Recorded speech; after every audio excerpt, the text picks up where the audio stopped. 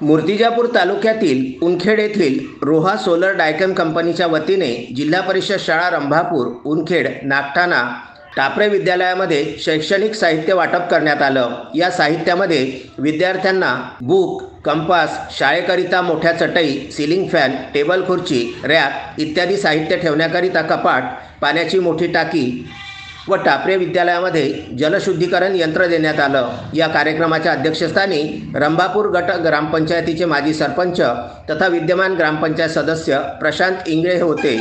प्रमुख पाहुणे म्हणून रोहा डायकेम सोलर कंपनी उनखेडचे व्यवस्थापक सरवण्णा पंडी, सागर कराळे, गौरव ठाकरे होते। या प्रसंगी मनोगत व्यक्त करताना माजी सरपंच प्रशांत इंगळे यांनी रोहा सोलर कंपनी नेहमी सामाजिक कार्यामध्ये अग्रेसर असून या कंपनीचे कार्य ग्रामपंचायतीला भरपूर सहकार्य लाभत असते। या कंपनीचे श्रीकृष्ण भुतडा यांनी त्यांचे मनापासून आभार मानले।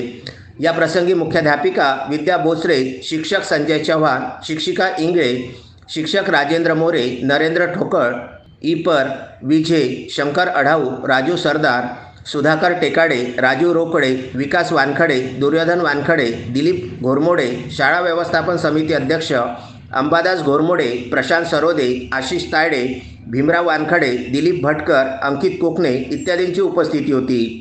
कार्यक्रमाचं सूत्रसंचालन इंजिनियर गौरव ठाकरे व उपस्थितांचे आभार देवानंद सुलताने यांनी मानले। रोहा डायकेम कंपनीच्या वतीनं शालेय साहित्याचं वाटप करण्यात आलं।